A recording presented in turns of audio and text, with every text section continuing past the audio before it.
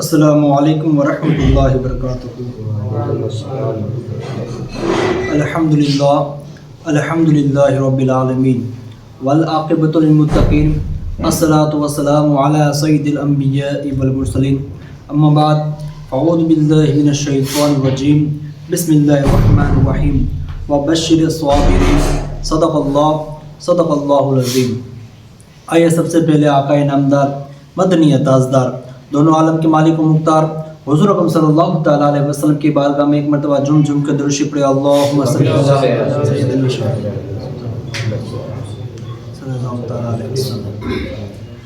میرے پیر مرشد حضور شیخ الاسلام سید مدنی میاں سرکار فرماتے ہیں کہ بڑے لطیف ہے نازک سے گھر میں رہتے ہیں، بڑے لطیف ہے نازک سے گھر میں رہتے ہیں، میرے حضور میرے چشم تر میں رہتے ہیں۔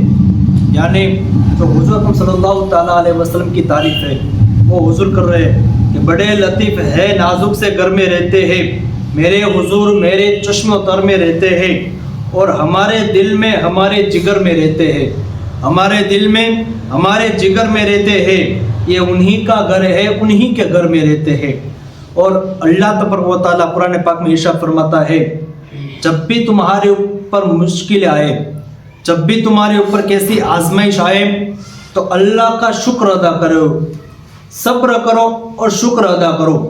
جب جب انسان صبر کرتا ہے تب تب اللہ تبارک و تعالیٰ اس کے صبر کے برکت سے ان کی مشکلیں ہوتی ہیں ان کو دور عطا فرما دیتا ہے، دور کر دیتا ہے۔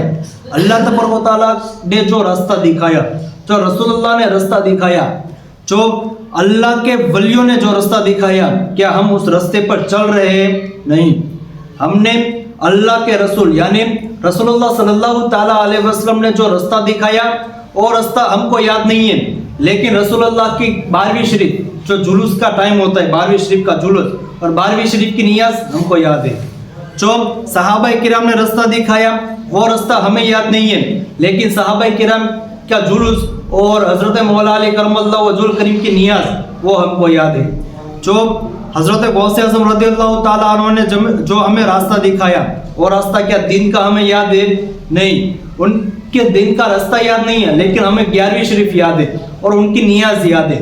خواجہ غریب نواز جب سنجر سے لے کر ہندوستان تک آئے، چلتے ہوئے آئے، کیا ہم کو وہ راستہ یاد ہے جو خواجہ غریب نواز کے منہ کو دیکھ کر، چہرے مبارک کو دیکھ کر لوگ مسلمان بن جاتے تھے؟ کیا ہم کو وہ یاد ہے؟ تو کہ نہیں، ہمیں وہ یاد نہیں۔ ہمیں کیا یاد ہے؟ ہمیں چھٹی شریف یاد ہے، اور چھٹی شریف کی کھیر اور پوری یاد ہے۔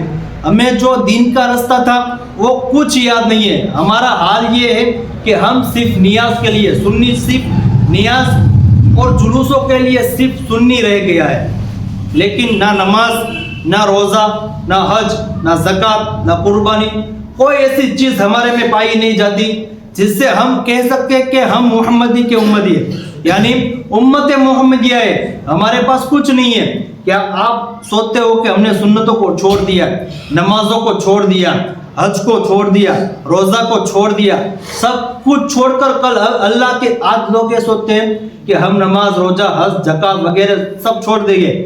اللہ مہربان ہے، اللہ رحم کرنے والا ہے، وہ ہم کو جنت عطا فرمائے گا۔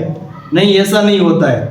اللہ بے شک مہربان ہے، لیکن کبھی بھی آپ مسئلے کے طور پر دیکھ لیجئے، ہمارے گھر میں بچے ہوتے ہیں، کسی کے گھر میں 2 بچہ، کسی کے گھر میں 3 بچہ۔ اگر 3 بچے میں ایک بچہ ایسا ہے جو آپ کا کچھ مانتا نہیں ہے، بڑے بھائی کا کچھ مانتا نہیں ہے، باپ کا کچھ مانتا نہیں ہے، ماں کا کچھ مانتا نہیں ہے، یعنی نافرمان ہے، کیا آپ اس کے نام پر ساری جائیداد کر دیں گے؟ کوئی بھی انسان نہیں کرے گا۔ اپنا جو بھی بچہ کچھ مانے گا نہیں، کچھ کرے گا نہیں، ایسا کام نہیں کرے گا، اس کے نام سے کوئی جائیداد نہیں کرتا ہے۔ کسی کا باپ ہو، اگر میرا باپ ہو، اگر آپ کا باپ ہو، آپ نہیں مانو گے تو کوئی بھی باپ اپنی جائیداد اس کے نام پر نہیں کرے گا۔ یہی اسی طرح کیا ہے کہ بھائی ہم مسلمان تو ہے لیکن نماز نہیں پڑھنی، مسلمان تو ہے لیکن روزے نہیں رکھنے، مسلمان تو ہے لیکن زکوٰۃ نہیں دینی، مسلمان تو ہے لیکن ہمارے پاس پیسہ ہے تو حج نہیں کرنا، قربانی نہیں کرنی، اچھے کام نہیں کرنے۔ اس طریقے سے جو دنیا کا ویوہار ہے، یعنی محمدی جو رستہ محمدی یعنی رسول اللہ صلی اللہ تعالیٰ علیہ وسلم کا رستہ ہے اس پر چلنا بہت کٹھن ہے. اگر کوئی انسان اس پہ چلنے لگا تو اللہ کی بارگاہ میں بھی وہ مقبول ہو جائے گا اور دنیا کی نظر میں بھی وہ مقبول ہو جائے گا. کوئی بھی انسان یہ نہیں کہہ سکتا اگر 5 وقت کا نماز پڑھتا ہے انسان ہوگا, اگر 5 وقت کا نماز پڑھتا ہے انسان, روزہ رکھتا ہے انسان, اس طرح مقبول ہوگا یعنی داڑھی رکھی ہوگی, تو کوئی انسان گاؤں میں بھی یہ نہیں کہے گا کہ وہ برا انسان ہے. اپنے تو اپنے غیر بھی یہی کہے گا کہ وہ 5 وقت کا نمازی ہے, اچھا انسان ہے, اس کے ساتھ ویوہار کرو. ہمارا جو ٹوپی پہننا ہے, جو امامہ شریف پہننا ہے, وہ کیا ہے؟ سنت ہے. لیکن آج کا مسلمان یہ ہے ٹوپی پہننا تو سنت ہے, لیکن آج کے مسلمان ٹوپی پہنواتے, دوسرے کے ڈوکی کس طرح موڑی جائے وہ مسلمان کو پتا ہے, کس طرح سے دارو, جگار, زناکاری اس رستے میں کس طرح کے جایا جائے وہ مسلمانوں کا کام ہے. آج کوئی بھی گناہ میں آپ سب سے پہلے دیکھو گے تو سب سے پہلے مسلمان نظر آئے گا. آئیے آپ کو واقعہ بتاؤ حضرت عمر فاروق کا. جب حضرت عمر فاروق کا ٹائم تھا یعنی خلافت, جو حضرت عمر فاروق ہے وہ دوسرے خلیفہ ہے, جب خلافت عمر فاروق تھا تو ان کے وقت میں 2 انسانوں نے, ایک انسان نے زمین بیچی, ایک انسان نے زمین خریدی. آپ دھیان سے سنیے کہ اللہ کے رسول نے ہمیں کیا سکھایا ہے اور ہم آج کر کیا رہے ہیں. تو ایک انسان نے زمین خریدی, ایک انسان نے زمین بیچی. تو جو انسان تھا خریدنے والا اس نے کھودائی کی, ہم گھر بنانے کے لیے بھی کھودائی کرتے اور بھی بہت کام ہوتے, انہوں نے کھودائی کی تو اس زمین کے نیچے سے خزانہ نکلا. تو جو بیچنے والا تھا اس کو بلایا اور کہا کہ میں نے زمین خریدی تھی, اس کے نیچے سے خزانہ نکلا ہے, یہ خزانہ تمہارا ہے, تم لے جاؤ. میں نے جب زمین خریدی تو میں نے زمین کے پیسے دیے تھے, اس خزانے کے پیسے نہیں دیے تھے. جو بیچنے والا انسان تھا وہ کہتا ہے کہ تمہارے مقدر میں تھا یعنی تمہارے نصیب میں تھا اس لیے نکلا, ورنہ میرے پہ بھی نکل سکتا تھا, تب نہیں نکلا تھا. یہ تمہارا نصیب کا ہے, تم ہی لے لو. خزانہ ہے لیکن وہ 2 انسان لینے کے لیے تیار نہیں ہے, ایک کہتا ہے تمہارا ہے, وہ کہتا ہے تمہارا ہے. پھر یہ مقدمہ آیا حضرت عمر فاروق کے پاس. حضرت عمر فاروق نے کو سنایا کہ اس طرح کا ہوا ہے, کیا کیا جائے. تو حضرت عمر فاروق فرماتے ہیں کہ بھائی ان کے ٹائم میں بھی یہ جو تھا وہ بہت نیا تھا کہ کیا معاملہ ہے, ایک خزانہ دینا چاہتا ہے, دوسرا خزانہ لینا نہیں چاہتا. تو حضرت عمر فاروق فرماتے ہیں آپ کے پاس بیٹا یا بیٹی ہے؟ تو بیچنے والا تھا وہ کہتا ہے ہاں میرا بیٹا ہے. جو خریدنے والا انسان تھا وہ کہتا ہاں میرے پاس بیٹی ہے. تو کہا کہ دونوں کے نکاح کروا دو, دونوں کے نکاح کروا دو, اور جو تمہاری بیٹی جائے گی اس کے ساتھ جہیز بھیج دو, جو خزانہ ہے اس کو جہیز میں دے دو, یعنی اس انسان کے پاس چلا جائے گا. یہ رسول اللہ کی زندگی تھی کہ رسول اللہ نے صحابہ کرام کو کس طرح سے جینا سکھایا کہ کسی کا مال ہے تو لینے کا نہیں. اگر وہ انسان چاہتا تو زمین بھی لے سکتا تھا, وہ مال بھی لے سکتا تھا, لیکن اللہ کے ڈر کی وجہ سے وہ مال نہیں لینا چاہتا. وہ اپنی بیٹی کا نکاح بھی کرا دیا اور وہ مال بھی اس دوسرے انسان کے پاس چلا گیا. پھر حضرت عمر فاروق کا دوسرا بھی واقعہ ایسا ہے کہ حضرت عمر فاروق جب شیر کرنے کے لیے گئے, یعنی وہ خلیفہ یعنی راجا تھے, تو اپنے علاقوں میں کیا چل رہا ہے وہ پہلے کے راجا دیکھا کرتے تھے. تو چلتے چلتے گئے تو ایک گھر کے پاس پہنچے, تب اس گھر میں سے آواز آ رہی تھی کہ جو بکری کا دودھ ہے نا اس میں حضرت عمر فاروق نے کہا تھا کہ آج کے بعد کوئی پانی نہیں ملائے گا. تب پہلے کے وقت میں پانی ملایا جاتا تھا, کہا کہ آج کے بعد کوئی دودھ میں پانی نہیں ملے گا, اگر پانی والا دودھ ہوا تو اس کو میں سزا دوں گا. تو اس گھر کے پاس پہنچے تو ایک بوڑھی عورت تھی اور ایک بیٹی تھی. وہ بوڑھی عورت کہتی ہے کہ بیٹی جو دودھ لائی ہے نا اس میں پانی ملا دے. تو بیٹی کہتی ہے حضرت عمر فاروق کا آپ نے بیان نہیں سنا کہ حضرت عمر فاروق نے کہا ہے کہ پانی نہیں ملانے کا ہے. تو بوڑھی عورت کہتی ہے کہاں سویا ہوگا وہ امیر مومنین, یعنی وہ جو راجا ہے وہ کہاں پر سویا ہوگا, اس کو کیا پتا کہ ہم نے پانی ملایا نہیں ملایا, تم پانی ملا دو. تو وہ جو بیٹی تھی وہ پاک دامنی عورت تھی, وہ کہتی ہے کہ حضرت عمر فاروق کو پتہ نہیں ہے لیکن اللہ تو سب دیکھتا ہے, اللہ کو کل جواب بھی دینا ہے یہ بات سنی حضرت عمر فاروق نے، پھر وہاں سے پیچھے آ گئے، پھر خانقاہ میں بیٹھے اور اپنے ساتھ دوسرے صحابی تھے ان کو لے گئے تھے، جس کا نام حضرت سفیان تھا شاید۔ حضرت سفیان کو بولا کہ جاؤ اس عورت کے بارے میں جانو، کیا کیا اس کے گھر پر ہے خریدنے کے لیے، کیا کیا ان کے گھر پر کتنے لوگ ہیں، کیا خریدتے ہیں، کیا کھاتے ہیں، کیا پیتے ہیں، کس طرح کے رہتے ہیں۔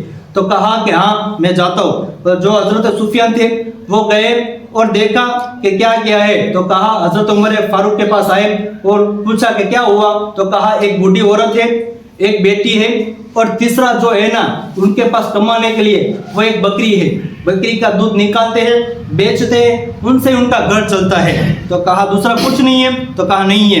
پھر حضرت عمر فاروق نے کہا کہ اس بوڑھی عورت کو بلا، بوڑھی عورت کو بھی بلایا گیا، ان بیٹی کو بھی بلایا گیا۔ بیٹی کو کہا گیا کہ تو چاہتی تو دودھ میں پانی ملا سکتی تھی، تو نے کیوں پانی نہیں ملایا؟ اس نے کہا کہ میرا اللہ دیکھ رہا ہے۔ بوڑھی عورت سے کہا اگر تم چاہو تو میرے بیٹے سے تمہاری بیٹی کا نکاح کروا سکتے ہو۔ کچھ جان نہیں، کچھ پہچان نہیں، ایک وجہ سے کہ وہ اللہ سے ڈرتی ہے۔